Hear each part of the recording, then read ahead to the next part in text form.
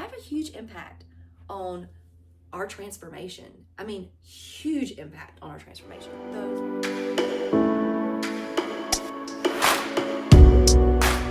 Good morning. We are on the last episode of our After 40 Glow Up in 60 Days. I thought we would recap everything. We would kind of go through what I did, kind of from start to finish, what I did to go from this to this. So we'll start from the beginning.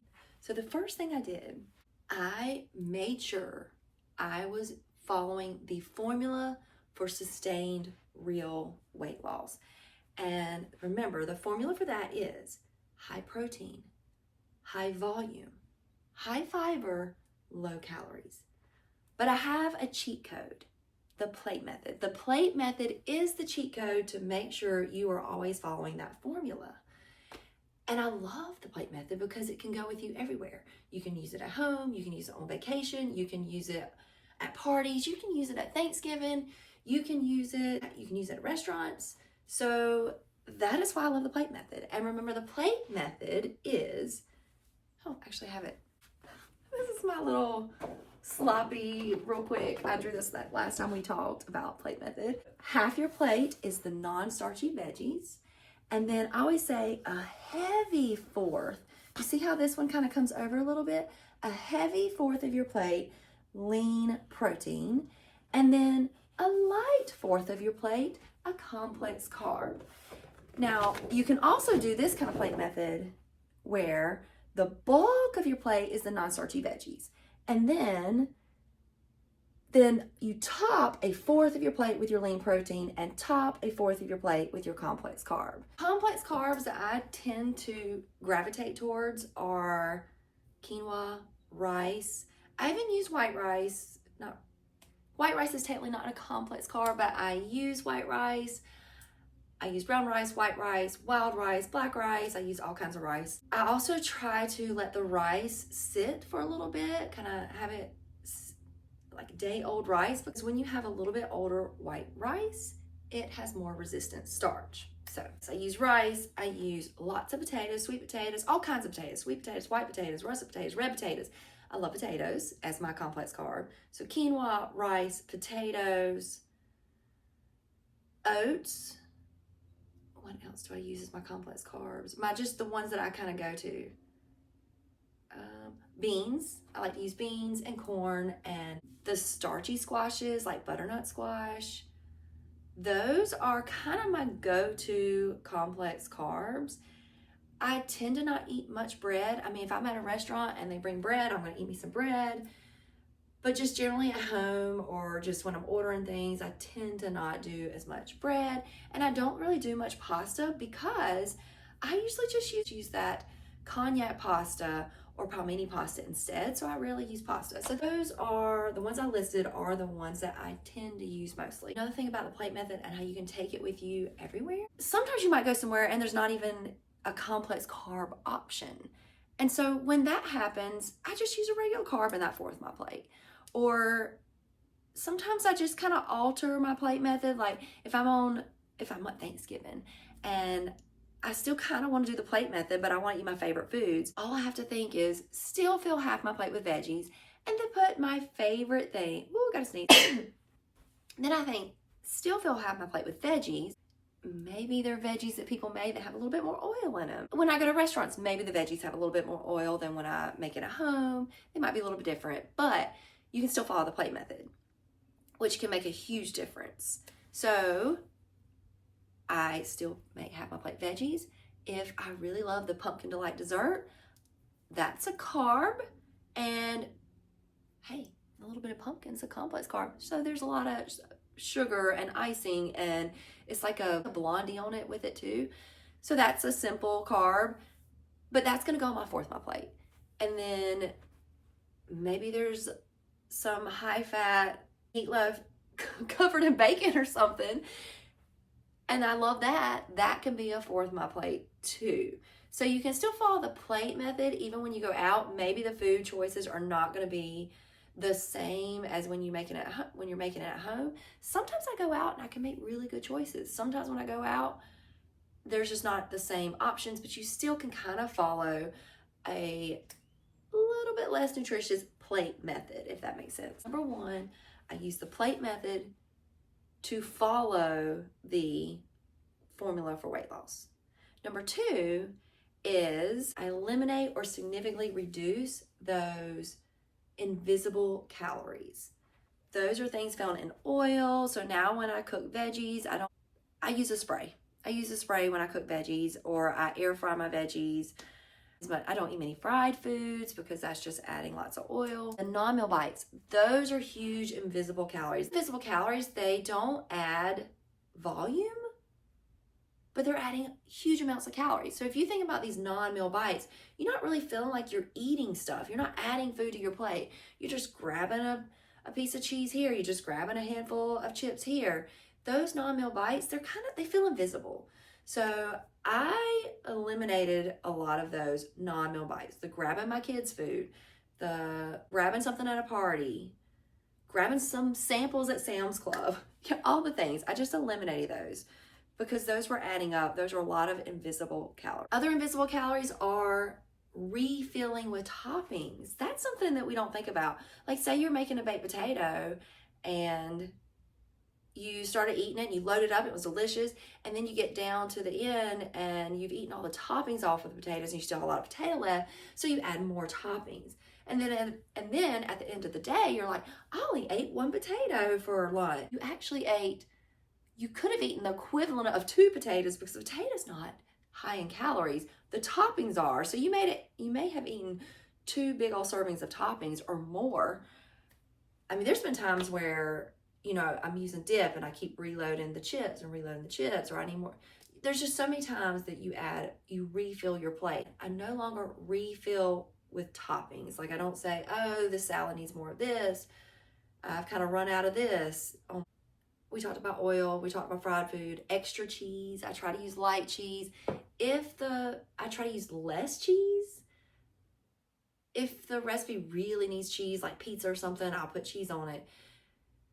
But if it doesn't need cheese, I don't put much on it, or I just put a little bit less. So that's eliminating or reducing those invisible calories. The high-fat cheeses, I love adding some low-fat cottage cheese and things like that to my.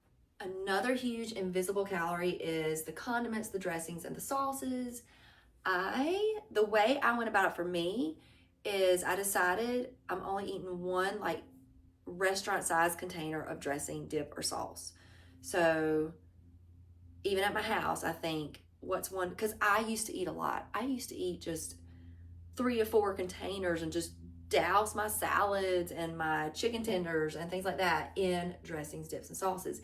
And even when I make like a pasta, I don't just cover it in the sauce. I just put enough to make a nice flavor. That's how I kind of deal with those invisible calories. So those are the big invisible calories: oil, fried foods, lots of cheese, the non-meal bites, snacking, non-meal bites, the refilling whatever you're eating with toppings, like you run out of toppings, and the condiments, dressings, dips, and sauces. Those are the big ones that get most of us. Have a huge impact on our transformation. I mean, huge impact on our transformation. Number one and number two. Number one, remember, was I follow the formula for weight loss by using the plate method. So that's kind of like a 1 and 2. And then number 2 is I eliminated or greatly reduced the invisible calories.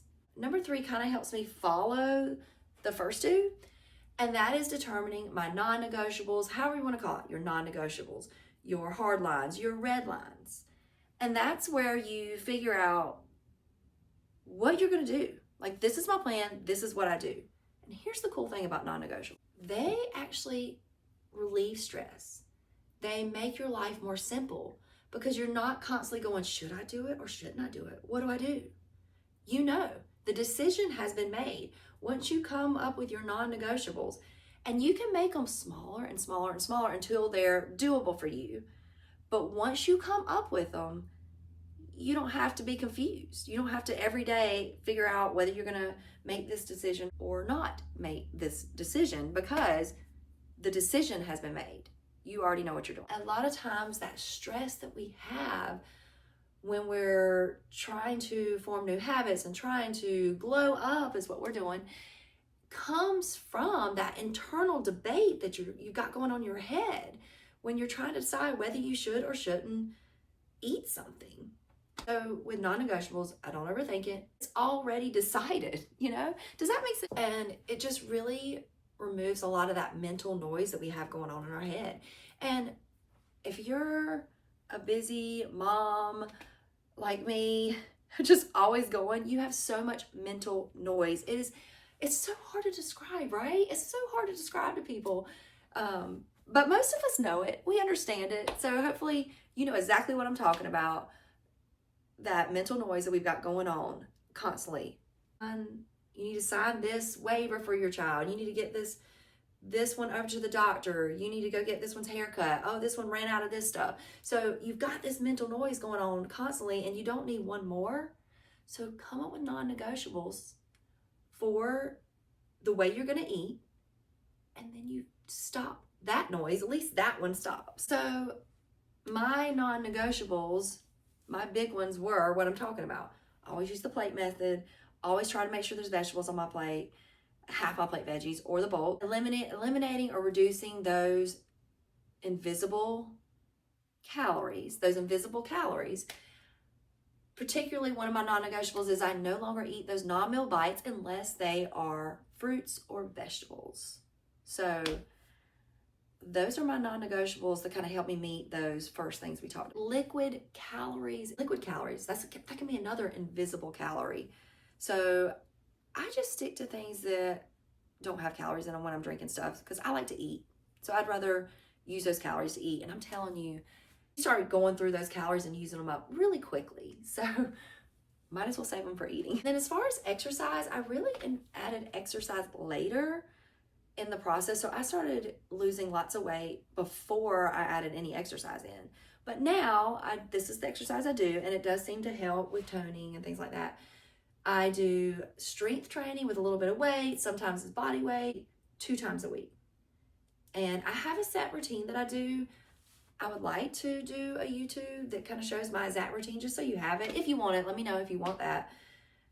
Just to show, it is what I do. I have a little routine that I do every week, 2 times a week. And that's it as far as like the strength training. And then the rest of the time, I dance. So what I do is anytime I have a free moment, as you don't know or just now getting to the series, I am a dietitian. I'm an insurance covered dietitian. So people come to me and their insurance covers it. Between clients, I sometimes will only have 5 minutes, but I get up and put a song on and dance. Anytime I want to eat non-meal bites and want to have a little snack time, instead of snacking, this is called urge surfing. Instead of snacking, I'll put my headphones in and I'll dance. And honestly, usually I'm over the need to snack. And it's only 3 minutes. I would have taken 3 minutes to eat that snack. So it's not taking more time out of my day to do a quick dance. I'm dancing instead of snacking. So instead of those random grabbing chips or something like that. And so, yeah, I just kind of fit and dance whenever I have a free moment. And then I do have scheduled dance on Mondays. I go to a dance class. It's Kamita's Be-Fit dance class. And then after that class on Monday, I go to a hip hop dance class at Revolution Dance Company for adults. And then on Thursdays, I go to Dance to Fit with Ashley, and that's also at Revolution Dance Company. So those are kind of my set dance classes. And when I can, I like to go to a line dance class at Kamita's Be-Fit class on Friday nights too. So those are kind of my set dance classes, but the rest of it is just random dancing throughout the day whenever I'm in between clients or something like that. So that's it. Random dancing.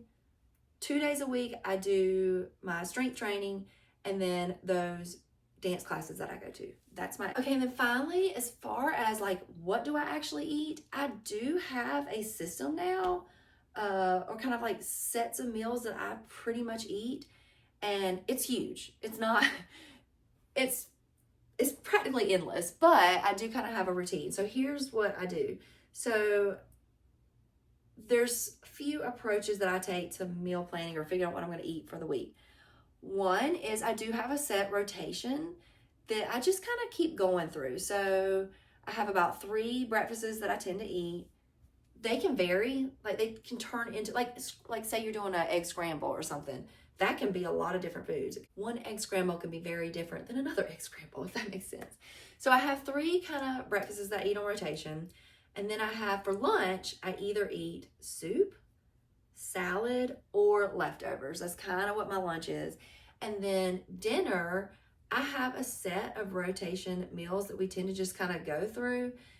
And these are the meals that my family likes. So, and I have them written down, but they cover the basics of what my family likes. We have tacos, we have burgers, we have pizza, we have pasta, we have like poke bowl type dishes or hibachi type dishes. Goes through a lot of the things that my family just likes to eat every week. Those rotation meals. I also like to do once every 2 months I do 11 freezer meals in 35 minutes. It only takes 35 minutes to do 11 freezer meals, and then I just have them.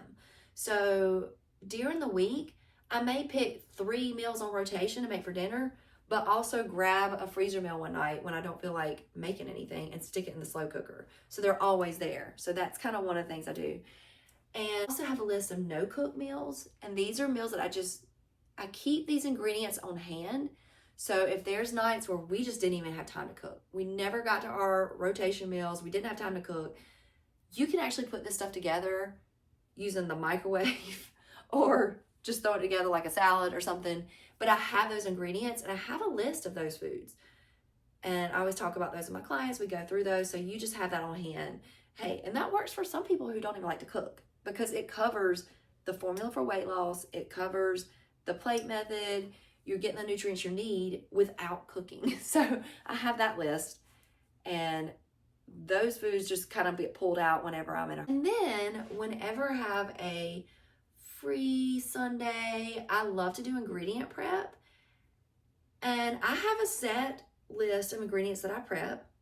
And then I have a list of meals that I can make with those ingredients. So like on Sunday, I might bake some chicken, saute some chicken, some hamburger patties, cook some rice, air fry some potatoes, air fry lots of non-starchy veggies. I have a list of things that I do, and then they're there. And then I have a list of all the different meals that I can put together with the ingredients that I prepped. And I mean, I think there's about 14 or 15, I can't remember what's on my list, different meals that can be put together with the step-by-step list of ingredients that I prep. So, and I talk about that with my clients too. So those are the ways that I make my meals. I rotate it. I mean, the amount of meals that I can make it's endless. So I thought about eventually kind of trying to do a YouTube series showing these are the actual meals that I eat, and just let me know if that's something you think you would like. Yeah, that's it. That's what I did. My series, I hope you enjoyed it. I hope you found it helpful, and start your 60-day glow up story right now. So just by going through this series, I have so many people who have actually private messaged me that this series has helped them. They're telling me their success stories. So it really made me happy because, you know, when you're doing this, you're like, is it helping anybody? So when you hear that, it makes you feel good. It makes you feel like you're doing something. It makes you feel like it's worth it that you're doing this. So, but my next series, I decided to do because I have more and more clients coming to me that come to me after they started GLP-1 and they need help optimizing it. Either they've gone through a plateau or they've reached their highest dose that they can have and they're not losing any more weight, or maybe they're having all kinds of symptoms that they don't want to have, hair loss or losing muscle. But with my clients, we are focused on the nutrition to prevent that. Clients are feeling like they're having aging skin, or maybe clients will come to me right at the beginning. That I have people coming right at the beginning like, look, I'm starting this GLP-1. I want to do it right. I want to make sure to optimize it. And when those clients come to me, they're not getting the aging skin. They are aging backwards. Their hair's looking nice. They're not getting what people call the Ozempic butt or the loose skin. or, you know, some people might get a little bit of loose skin, but even when you lose weight, anytime you lose weight, but it's significantly reduced when you do certain things. And so I would like to do a series kind of talking about that and how to help you age backwards while you're doing this and optimizing it and good in your body. The series that I have coming up, I hope you enjoyed this one.